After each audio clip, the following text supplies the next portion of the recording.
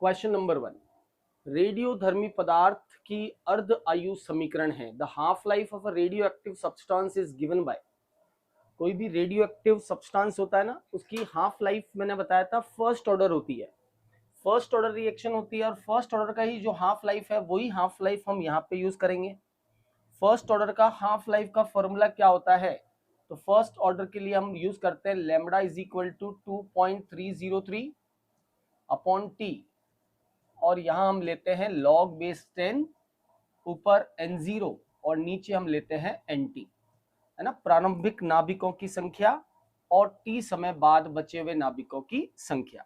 और जब यहाँ पे हम nt की जगह, है ना, क्या रख देते हैं, nt की जगह रख देते हैं आधा लाइफ गुजर गया उसका, n0/2, है ना, अर्ध आयु काल आ जाएगा हमारे पास t0.5, तो t0.5 हमारे पास हो जाएगा 2.303 अपॉन लैम्बडा मीन्स डी के कॉन्स्टेंट, क्षयांक जिसको बोलते हैं हिंदी में, n0 upon n0/2, n0 cut जाएगा, 2 ऊपर आ जाएगा और 2 का हम लॉग निकाल लेंगे, 2 का लॉग हो जाएगा 2.303 एंड देन अपॉन लैम्बडा, और 2 का लॉग होता है 0.3010। ये जब मल्टीप्लाई करेंगे तो t 0.5 हमारे पास आएगा 0.693 अपॉन लैम्बडा। ये होता है एक फर्स्ट ऑर्डर रिएक्शन के हाफ लाइफ का फॉर्मूला। यस, करेक्ट आंसर जो होगा इसका वो फर्स्ट हो जाएगा। Half life formula for a first order reaction is t 0.5 0.693 upon lambda.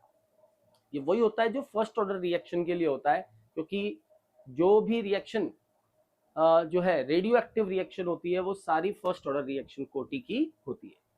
चलिए अगला सवाल देख लीजिए। एक प्रोटॉन और एक अल्फा कण के विशिष्ट आवेश का अनुपात क्या होगा? ये तो हमने क्लास में भी डिस्कस किया था। विशिष्ट आवेश का अनुपात,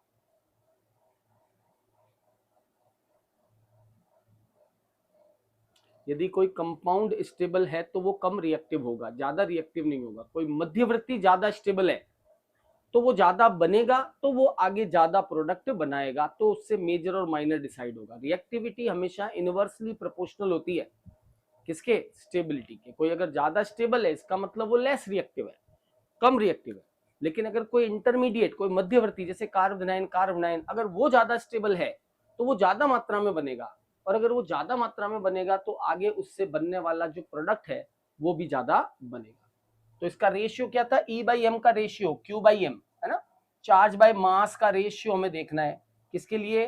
पहले प्रोटॉन के लिए, और दूसरा अल्फा। तो मैं चार्ज बाय मास का जो रेशियो है, स्पेसिफिक चार्ज को मैं लिख देता हूं SC फर्स्ट, या SC फॉर प्रोटॉन पहले लिखा है, SC फॉर प्रोटॉन, और charge specific charge ratio for alpha.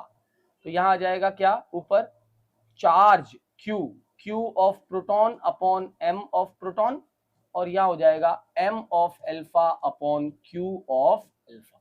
Value लगा दीजिए। प्रोटॉन का चार्ज होता है इलेक्ट्रॉन के बराबर, और मास होता है प्रोटॉन का एक प्रोटॉन के बराबर, इनटू अल्फा पार्टिकल का मास होता है 4 times of mass of proton, और चार्ज होता है 2 times of charge of electron.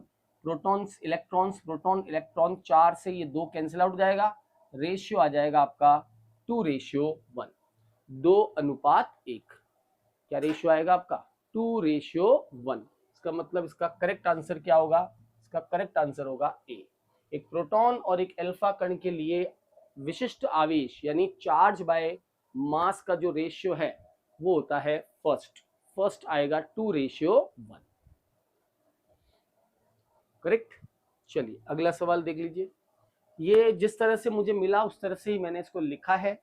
इसमें जैसा पेपर में मेरे को मिला था उस पेपर के अकॉर्डिंग लिखा है, तो उसमें कुछ मिस्टेक्स हैं, मैं बता देता हूं। फिर भी निम्नलिखित में से कौन सा एक ब्रोंस्टेड एसिड होगा?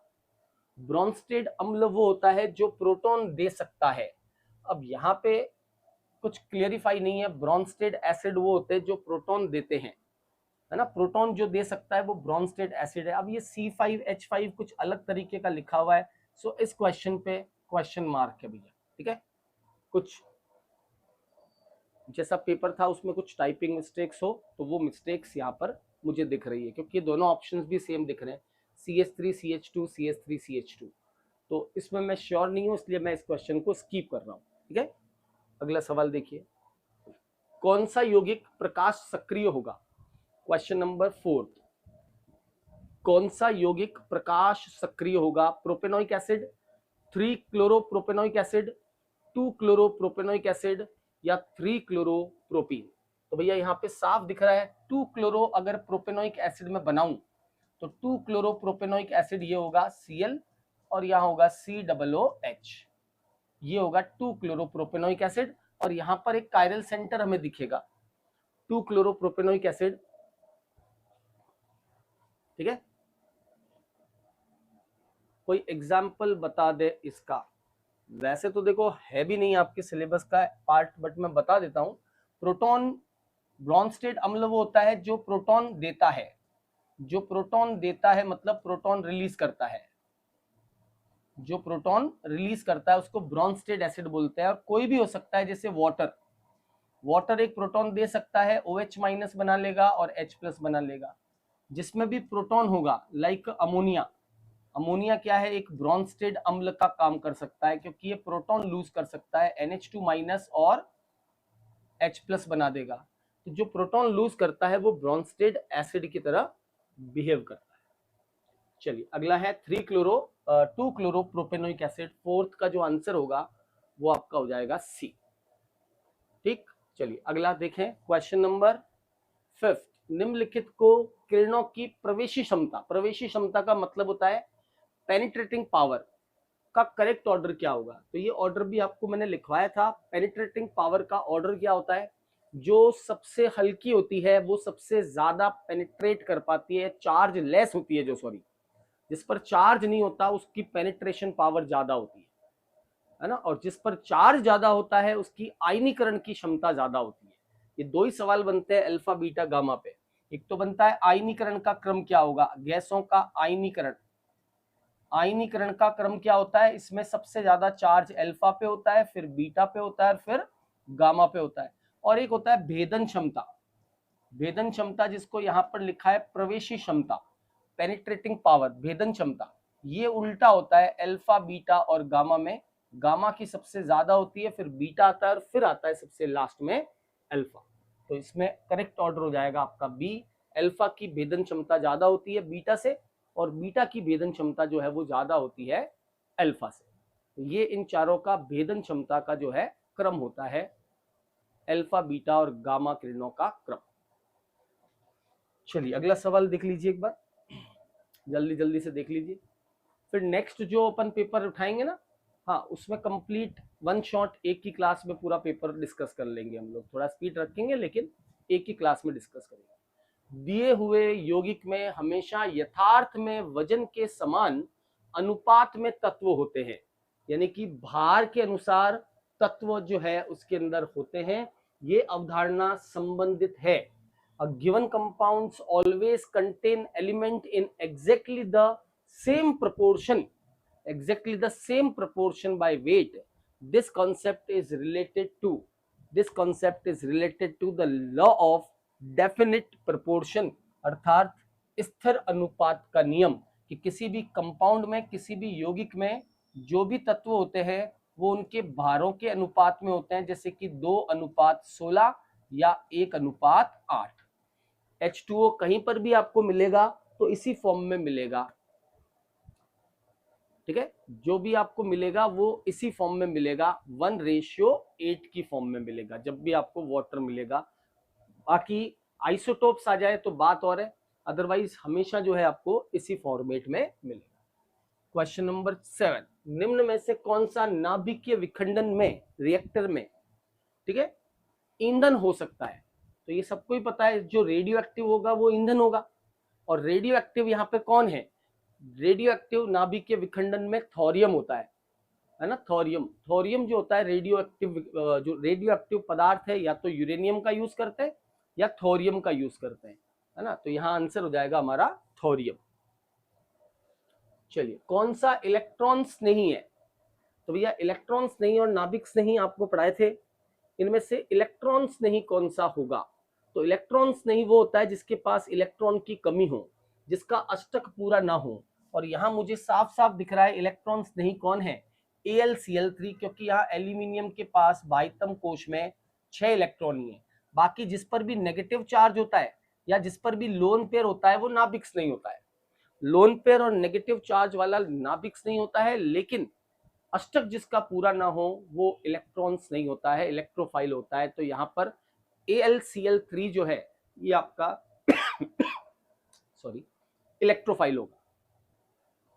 क्वेश्चन नंबर 9, निम्न तत्व धनात्मक ऑक्सीकरण संख्या नहीं प्रदर्शित करता। इनमें से कौन सा एलिमेंट है जो कभी भी पॉजिटिव ऑक्सीडेशन स्टेट शो नहीं करता? तो आपको बताया गया था कि फ्लोरीन कभी भी पॉजिटिव ऑक्सीडेशन स्टेट, क्योंकि इसकी विद्युत ऋणता ही सबसे ज्यादा है, हाईएस्ट विद्युत ऋणता इसी की है, तो हमेशा फ्लोरीन -1 फॉर्म में ही रहेगा, या F2 अगर हुआ तो 0 ऑक्सीकरण अंक हो सकता है फ्लोरीन का। अदरवाइज फ्लोरीन की ऑक्सीकरण अवस्था हमेशा ऋणात्मक होती है, कभी भी धनात्मक नहीं होती। P की धनात्मक हो सकती है, जैसे कि PCl3 में धनात्मक होती है तो PH3 में ऋणात्मक हो सकती है। सल्फर की भी धनात्मक होती है, किसमें, HCl2 में सल्फर +2 हो जाएगा, क्लोरीन ज्यादा विद्युत ऋणी है। फ्लोरीन कभी नहीं हो सकता, क्लोरीन धनात्मक हो सकता है ClF3, तो क्लोरीन +3 हो गया ClF3 में। बाकी सब हो सकते हैं, लेकिन यहाँ पर जो है फ्लोरीन आंसर हो जाएगा, क्योंकि minus oxidation state. Most reactive element कौन सा? Most reactive element fluorine. Yes, fluorine is the most reactive element in the periodic table. चलिए सही कथन चुनिए। इनमें से सही कथन क्या है? HClO में केंद्रीय परमाणु का ऑक्सीकरण अंक +5, जबकि HClO3 में +1 है। ये तो भैया गलत हो गया ना, HClO में है +1 और HClO3 में है +5, गलत स्टेटमेंट है ये।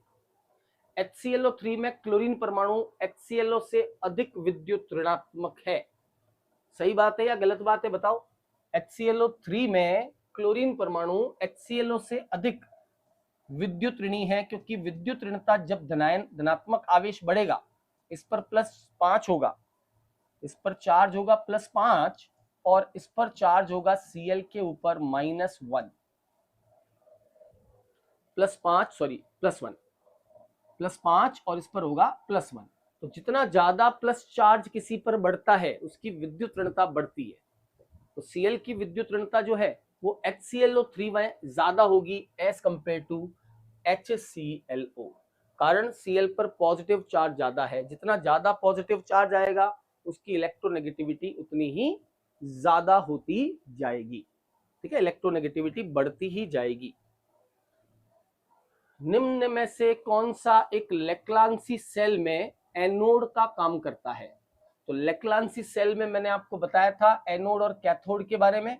इसमें जो एनोड होता है वो आपका होता है जिंक का पात्र, और कैथोड जो होता है वो कार्बन या ग्रेफाइट की छड़ होती है।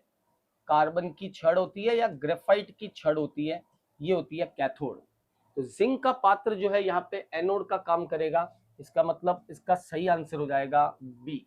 लेक्लांसी सेल में एनोड का कार्य कौन करता है? जिंक की छड़ जो है वो एनोड का कार्य करती है, और उस पर नेगेटिव चार्ज होता है, ऋणावेश होता है, याद है आपको, है ना, ऋणावेश होता है एनोड पर। निम्न युग्मों में किसमें कम ऑक्सीकरण अवस्था वाले आयन के यौगिक अधिक स्थायी एवं सार्व होते हैं? In which of the following pair are compounds of ions with the lower oxidation state are more stable and common? मतलब किसमें कंपाउंड लोअर ऑक्सीडेशन स्टेट में होते हैं और ज्यादा स्टेबल होते हैं? Thallous, thallic, ferrous, ferric, cuprous, cupric या मर्क्यूरस और मर्क्यूरिक? बताइए भैया। अक्रिय युग्म प्रभाव, इनर्ट पेयर इफेक्ट, है ना, थैलस और थैलिक। थैलियम, थैलियम +1 ऑक्सीकरण अवस्था में स्थायी होता है।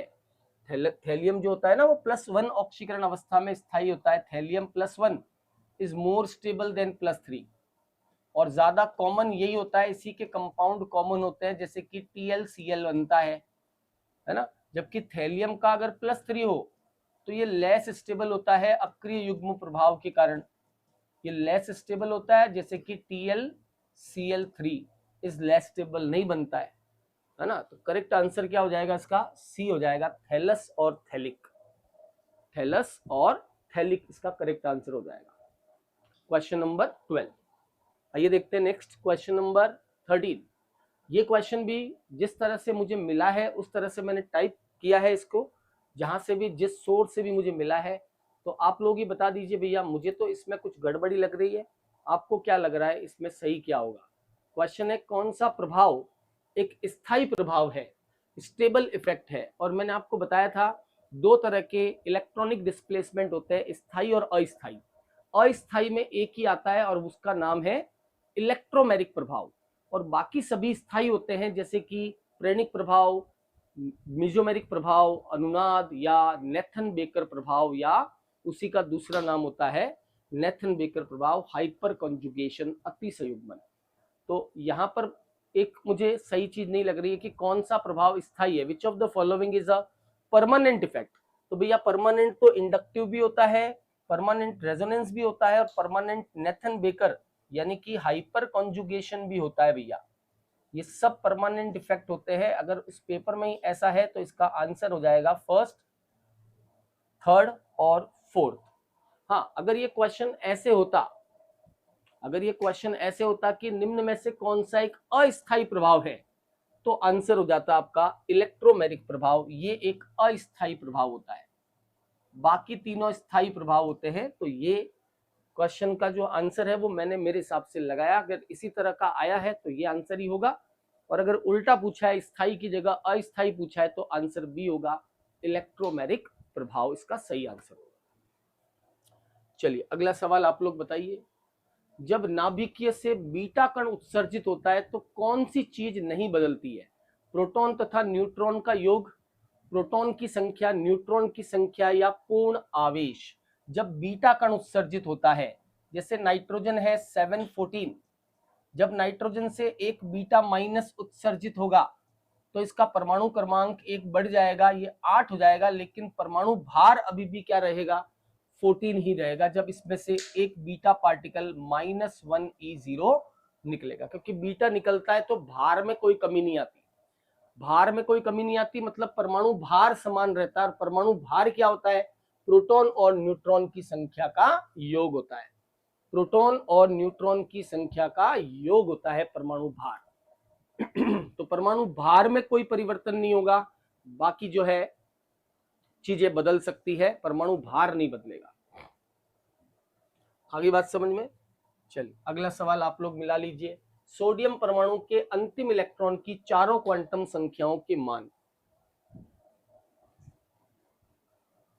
बीटा पॉजिटिव को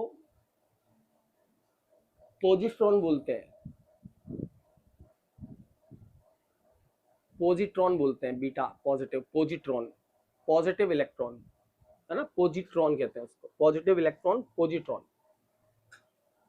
सीडी एंडरसन, सीडी एंडरसन ने जिसकी खोज की थी, पोजिट्रॉन मतलब पॉजिटिव टाइप ऑफ इलेक्ट्रॉन, जिसको हम पोजिट्रॉन बोलते हैं। ठीक है, चलिए सोडियम की अंतिम इलेक्ट्रॉन, तो सोडियम का अंतिम इलेक्ट्रॉन जाता है कहां, 3s1 में। 3s1 में तो n का मान हो गया 3, l का मान हो गया 0 क्योंकि s है, m का मान अगर l 0 है तो m भी 0 होगा, और s का मान हो गया इसका +1/2 या +½ है ना। तो देख लीजिए चारों ऑप्शन में कौन सा मैच हो रहा है, फर्स्ट ही सही लग रहा है मुझे, n बराबर 3, l बराबर 0, m बराबर 0 और s बराबर +½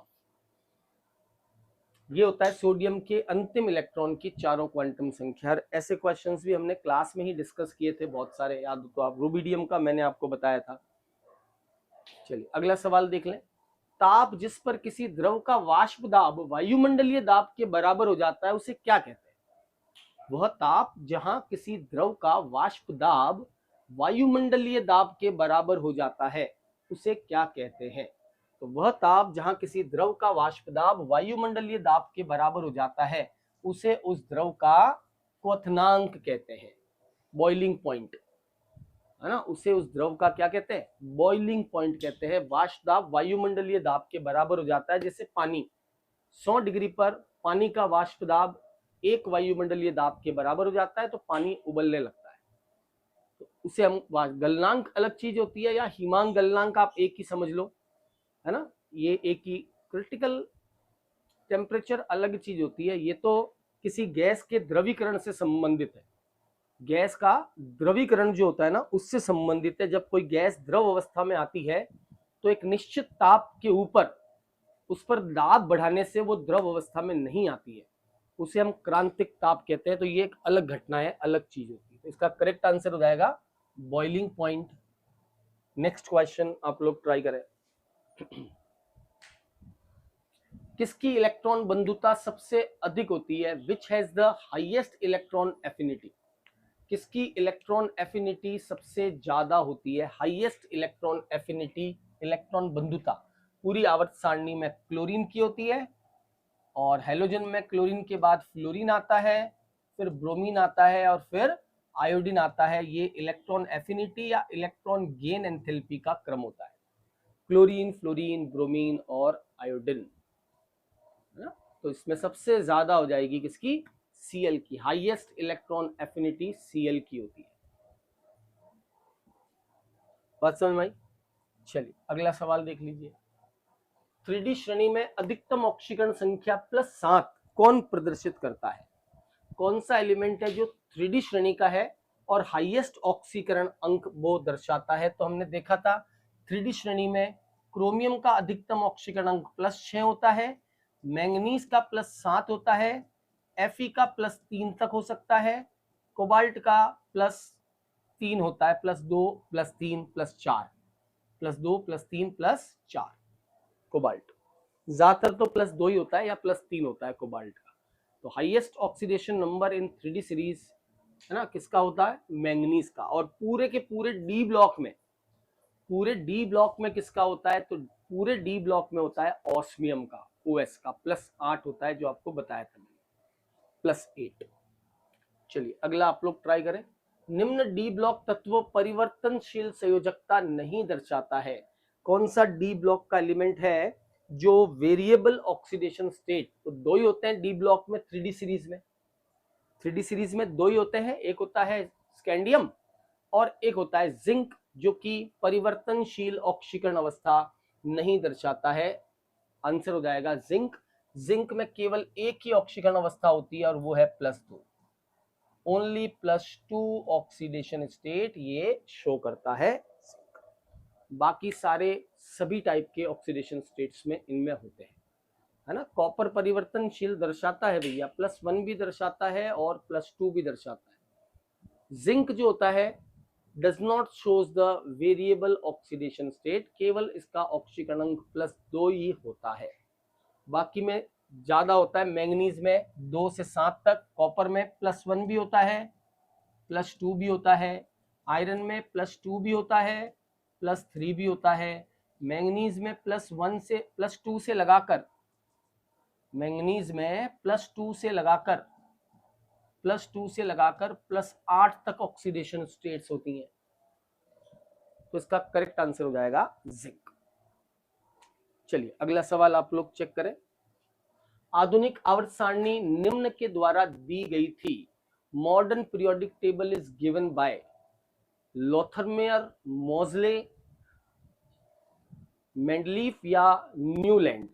तो आधुनिक आवर्त सारणी मोजले के आवर्ती नियम पर आधारित है ना। मोजले का आवर्ती नियम, मोजले का आवर्ती नियम जो है उस पर आधारित है, ये सबसे पहले बताया था। और आवर्ती नियम क्या था कि तत्वों के भौतिक एवं रासायनिक गुण उनके परमाणु क्रमांक के आवर्ती फलन होते हैं।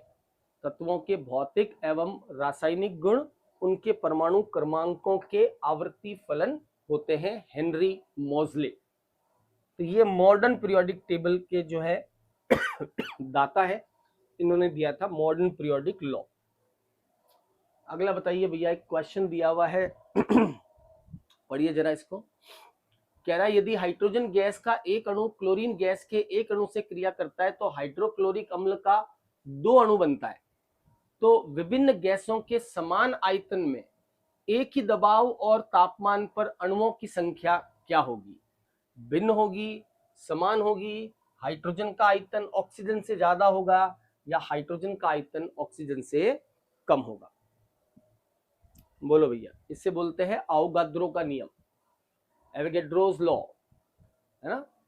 एवोगैड्रोस लॉ कि गैसों के समान आयतन में अणुओं की संख्या समान होती है स्थिर ताप और दाब पर।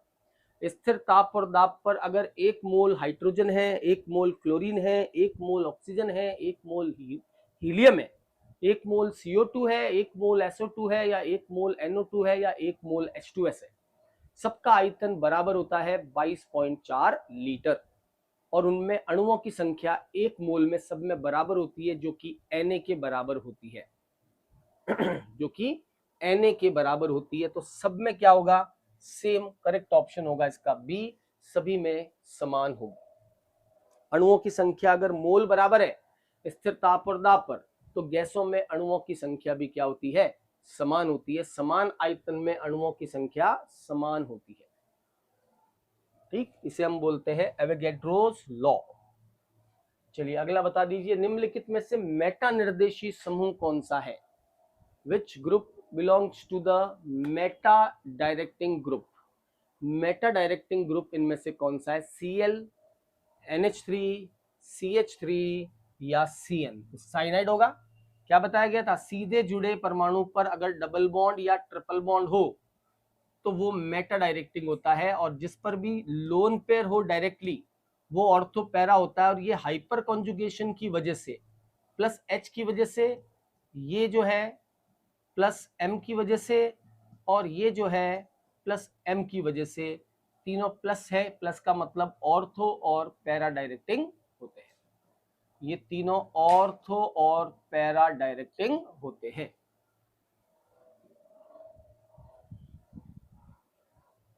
गैलियोसेक भी हो सकता है। अरे गैलियोसेक का तो आयतन स्थिर किया था, दाब और ताप के बीच में संबंध था, है ना। गैलियोसेक का स्थिर आयतनी नियम था, वो नहीं होगा, वो तो दाब और ताप का रिलेशन है। ये अवोगाद्रो का नियम है कि अगर दाब और ताप समान है तो गैसों के समान आयतन में अणुओं की संख्या समान होती है। इसे जो है गैलियोसेक का नियम नहीं कहते। गैलियोसेक का नियम तो कहता है यदि आयतन स्थिर है तो गैस का दाब उसके ताप के समानुपाती होता है। अगर आइसोसाइनाइड होता तो भी मेटा डायरेक्टिंग ही होता, आइसोसाइनाइड होता तो भी मेटा डायरेक्टिंग ही होता, है ना। ये आइसोसाइनाइड होता तो भी मेटा डायरेक्टिंग ही होता, ठीक है। साइनाइड हो चाहे आइसोसाइनाइड, दोनों ही मेटा डायरेक्टिंग ग्रुप ही होते हैं। चलिए अगला सवाल देख लीजिए आप एक बार। 2 इलेक्ट्रोड है कोबाल्ट +2 से कोबाल्ट, Fe+2 से Fe के मानक अपचयन विभव आपको दे रखे हैं, +-0.28 -0.44। सेल दिया हुआ है और इस सेल का विद्युत वाहक बल आपको ज्ञात करना है। सेल से पता चल रहा है कोबाल्ट आपका एनोड है, ऑक्सीडेशन हो रहा है, और आयरन आपका कैथोड है, रिडक्शन हो रहा है। तो हम E0 सेल कैसे फाइंड आउट करते हैं? सिंपल तरीका बताया था, E0 cathode minus E0 anode, E0 cathode minus anode. कौन है यहाँ पे कैथोड? कैथोड है आपका Fe, तो Fe हो गया -0.44। Fe का अपचयन दर्शा रहा है, ये अपचयन मतलब ये कैथोड है, और ये ऑक्सीकरण दर्शा रहा है, ये एनोड है। माइनस और वापस -0.28, तो माइनस माइनस प्लस हो जाएगा, -0.44 plus 0.28 that is equal to, घटा लीजिए इसमें से कितना हो गया, 14 में से 8 गए भैया 6, और 3 में से 2 गया तो 1, 0.16 वोल्ट, वो भी आएगा किसमें, -0.16 वोल्ट। फर्स्ट ऑप्शन जो है वो आपका करेक्ट ऑप्शन होगा, -0.16 वोल्ट। आज ही किसी ने पूछा था, है ना, मैसेज आया था, उसमें मैंने देखा तो उन्होंने बोला सर ये माइनस में ज्यादा है तो ये एनोड होना चाहिए और ये कैथोड होना चाहिए। भैया ये तभी करना है जब आपको रिएक्शन नहीं दे रखी है। आपको रिएक्शन में साफ दे रखा है कि कोबाल्ट का ऑक्सीडेशन हो रहा है और आयरन का रिडक्शन हो रहा है, रिएक्शन में साफ दे रखा है। तो बस आपको उसी को एनोड मानना है और उसी को कैथोड लेना है, क्योंकि उन्होंने सेल ही ऐसा ही बनाया है, उन्होंने सेल ही ऐसा बनाया है, तो आपको वही लेना है। अगर ये नहीं दिया हुआ होता, मान लो रिएक्शन नहीं दिया हुआ होता, तो अब हम हमारे मन से कह देते ये कम मान है तो ये एनोड है, और ज्यादा मान है तो ये कैथोड है। तो अभी ये एनोड और कैथोड नहीं है भैया, ध्यान रखना। बात समझ में आ गई? इसका करेक्ट आंसर होगा -0.16 न कि +0.16। क्वेश्चन नंबर 24 करिएगा एक बार। एनोड और कैथोड कैसे पहचानते हैं? जहां पर ऑक्सीकरण होता है वो एनोड होता है और जहां पर अपचयन होता है वो कैथोड होता है। जहां ऑक्सीकरण होता है वो एनोड और जहां अपचयन होता है वो कैथोड। तो कोबाल्ट का ऑक्सीकरण हो रहा था अभिक्रिया के दौरान, इसका मतलब कोबाल्ट आपका जो है ऑक्सीकरण हो रहा था तो एनोड हो गया, और दूसरे इलेक्ट्रोड के ऊपर आयरन के ऊपर अपचयन हो रहा था तो वो आपका कैथोड हो गया। सिमिलर क्वेश्चन ऐसा ही एक और दिया हुआ है, जिंक और कॉपर। ये तो डैनियल सेल है और डैनियल सेल का सबको ही पता है, याद रखने की भी है ना, करने की भी जरूरत नहीं है। 1.10 वोल्ट डैनियल सेल का तो सबको ही पता है।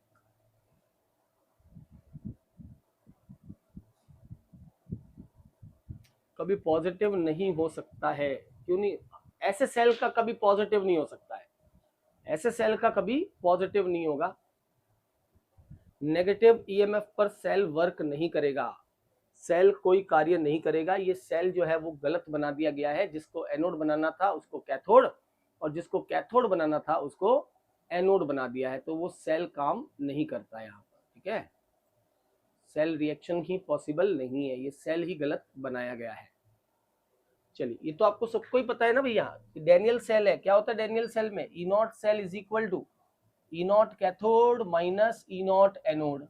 अब देखो रिप्रेजेंटेशन दे रखा है ना आपको, तो ये एनोड है और ये कैथोड है, तो कॉपर वाले में से आप जिंक वाला घटा लीजिए। कॉपर है 0.34 माइनस जिंक वाला है -0.76, माइनस माइनस प्लस हो जाएगा और ये आ जाएगा 1.1 वोल्ट प्लस में, पॉजिटिव 1.1। बराबर, क्लियर है? चलिए नेक्स्ट देख लीजिएगा। अभिक्रिया दे रखी है CH3Br + 2Na, BrCH3 dry ether है नीचे और इथेन बना रहा है। इस अभिक्रिया को क्या बोलते हैं? इसे हम क्या नाम देते हैं भैया?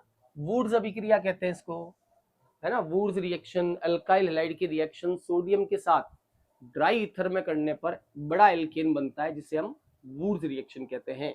तो ये वुड्स अभिक्रिया का एक एग्जाम्पल है। क्वेश्चन नंबर 25, ठीक है, वुड्स रिएक्शन का एक उदाहरण है 25। चलिए आप लोग सॉल्व करें क्वेश्चन नंबर 26 जो दे रखा है, फटाफट से एक बार सॉल्व करके बताएं क्या आंसर आएगा। क्वेश्चन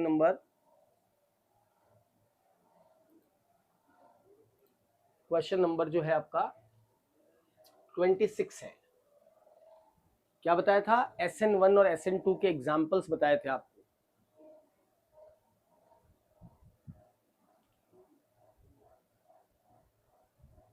वापस पढ़ो, आप थ्योरी को पढ़ो, कैसे वैनिश हो रहा है इस तरीके से। अब तो एग्जाम पास में जब आप जाओगे आपको क्वेश्चंस वगैरह दिखेंगे ना, तो आपको चीजें अपने आप ही याद आ जाएंगी कि क्या चीजें अपने आप दिखने लगेगी कि भैया हाँ ये वहां पढ़ा था, इसका आंसर ये हो सकता है। ये आपको अपने आप ही पता चलेगा जब आप एग्जाम दोगे ना उस समय। तो भैया क्या होता है? एथिल ब्रोमाइड पर सिल्वर साइनाइड AgCN की अभिक्रिया C2H5Br पर मैंने आपको दो रिएक्शंस बताई थी। एक इसके ऊपर KCN की अभिक्रिया जो कि आयोनिक होता है और एक इसके ऊपर AgCN की अभिक्रिया जो सहसंयोजक होता है। KCN की अभिक्रिया करवाने पर यहाँ साइनाइड आ जाएगा और AgCN की अभिक्रिया करवाने पर यहाँ पर आ जाएगा आइसोसाइनाइड C2H5NC। AgCN सहसंयोजक होता है तो आइसोसाइनाइड बनाता है। ठीक है,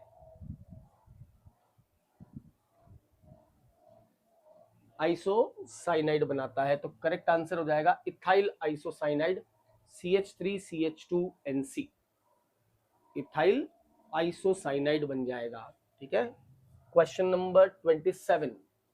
Na+ तथा F- दोनों ही आयनों का इलेक्ट्रॉनिक विन्यास दिया हुआ है, सेम है, किंतु Na+ आयन की त्रिज्या F आयन की त्रिज्या का 0.691 गुना है।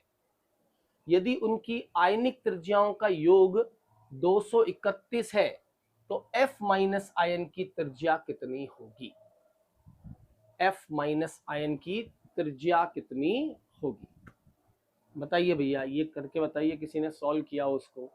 F- की त्रिज्या कितनी होगी? दोनों की त्रिज्याओं का योग 231 पिकोमीटर है।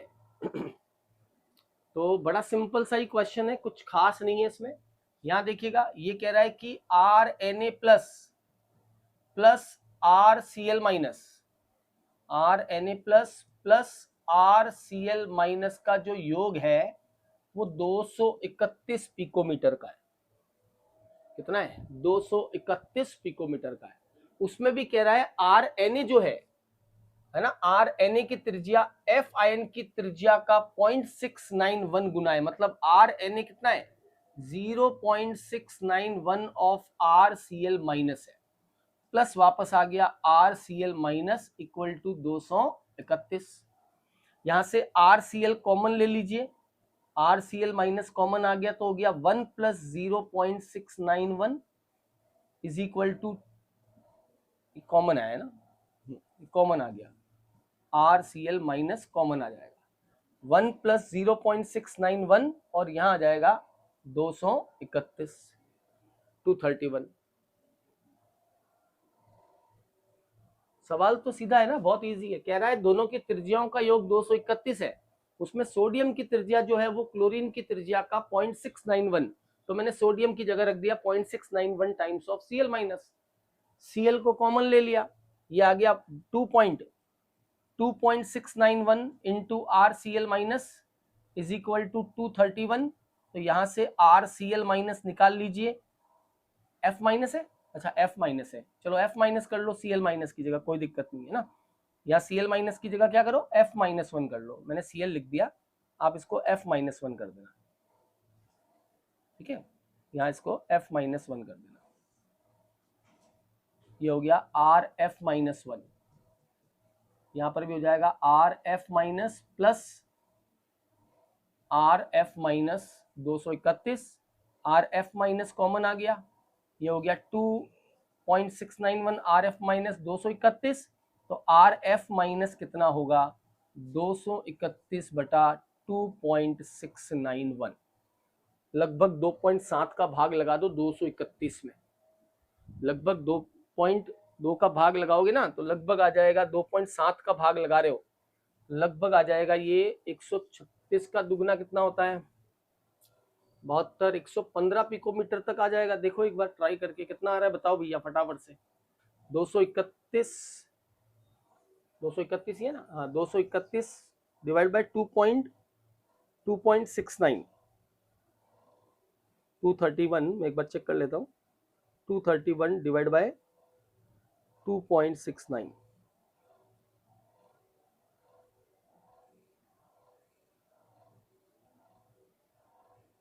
ये लगभग आ रहा है 85.87, लगभग 86 के आसपास आ रहा है, 0.691 गुना है। यदि उनकी आयनिक त्रिज्याओं का योग 231 पिकोमीटर है तो F माइनस की आयनिक त्रिज्या क्या होगी? ठीक है, 1 कॉमन 1 ले लिया तो 1.691 हो गया F माइनस, 1.691 को डिवाइड कर दिया, तो बस यही होना चाहिए। इसमें से देख लो कोई आंसर कोई आ रहा हो, ऑप्शन में नहीं आ रहा भैया। 85, 1.691, ये तो लिखा है, अच्छा 1 प्लस 0.2 पॉइंट कर दिया मैंने, 1 पॉइंट आएगा यहाँ, 1.691 आएगा और 1.691 का डिवाइडेशन कर लीजिए 231 अपॉन 1.69, सॉरी मैंने गलती से 2 पॉइंट कर दिया, तो 1.69 का भाग लगाओगे ना, ये आएगा लगभग आ जाएगा 136, 1.7 का भाग भी लगा के देख लो, लगभग 136 पिकोमीटर के पास में ऑप्शन आ जाएगा,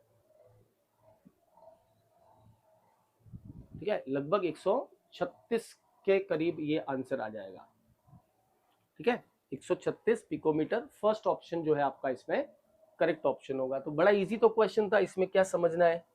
क्या समझ में नहीं आया? इस क्वेश्चन में इजी दे रखा है कि भाई धनायन और ऋणायन की त्रिज्याओं का योग इतना है, और कह रहा है धनायन की त्रिज्या ऋणायन की त्रिज्या का इतना गुना है, तो इतना गुना रख के हमने इसको सॉल्व कर लिया, ये आ गया 136 पिकोमीटर। फर्स्ट ऑप्शन आपका इसमें करेक्ट ऑप्शन होगा।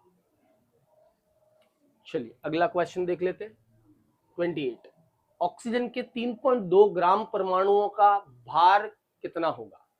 ऑक्सीजन के 3.2 ग्राम परमाणुओं का भार कितना होगा, ठीक है। What will be the weight of 3.2 gram of oxygen atoms 3.2 grams of oxygen atom, ठीक है। 3.2 ग्राम्स ऑफ ऑक्सीजन एटम्स, बताओ भैया 3.2 ग्राम्स एटम, ग्राम परमाणु दिया हुआ है। देखो हालांकि मैं कहूंगा कि इसमें आंसर तो है, ऑप्शन तो है, बट जो भी इसका ऑप्शन है वो सही नहीं होगा, क्योंकि इन्होंने कुछ इस तरीके से ऑप्शन निकाल लिया। ये दे दिया भैया 3.2 ग्राम परमाणु। अब हमें पता है कि ये ग्राम परमाणु है, ग्राम परमाणु का मतलब क्या होता है, मोल, यानी आपको 3.2 मोल दिया हुआ है और 3.2 मोल का हमें क्या निकालना है ग्राम में मात्रा निकालनी है 3.2 से ग्राम में मात्रा निकालनी है। तो देखो ग्राम परमाणु दिया इन्होंने, परमाणु दिया तो 16 से ही गुना होना चाहिए ना, ग्राम अणु दिया हुआ होता ना, अगर 3.2 ग्राम अणु ऑक्सीजन तो हम 32 से गुना करते हैं, बट इन्होंने दिया ग्राम परमाणु है और गुणा ये लोग 32 से कर रहे हैं। गुणा किससे कर रहे हैं, 32 से, अणु से गुणा कर रहे हैं। तो ये मेरे को थोड़ा सा इसमें अजीब लगा, लगभग 102 के आसपास आंसर आ जाएगा, 102.4 ग्राम। 3.2 ग्राम अणु है ना, अणु होता तो ये एकदम बढ़िया सही आंसर होता।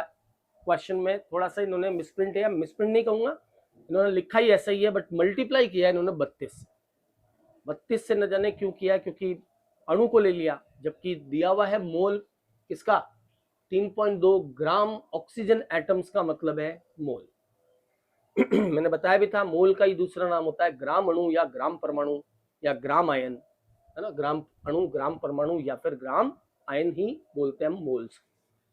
चलिए अगला सवाल देख लीजिए एक बार।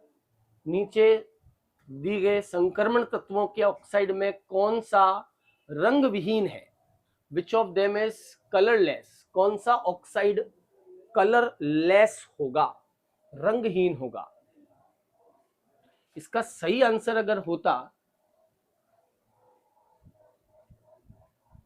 इसका अगर सही आंसर होता तो इसको 16 से गुणा करना था, यहाँ 3.2 इंटू 16 करना था, फिर जो आता वो ग्राम परमाणुओं का भार होता। हाँ, या तो फिर ग्राम परमाणु की जगह पे ग्राम अणु होना चाहिए था, ग्राम परमाणु की जगह पे ग्राम अणु होना चाहिए था, तो ये सही आता। ठीक है चलिए अगला देख लीजिए। कौन सा है जो रंगहीन है, जिसके अंदर डी ट्रांजिशन नहीं हो रहा है, टाइटेनियम +4 है, और टाइटेनियम +4 होता है 3D0 4s0, इसमें डी में कोई इलेक्ट्रॉन ही नहीं है, और जब डी में इलेक्ट्रॉन ही नहीं है तो संक्रमण नहीं होगा।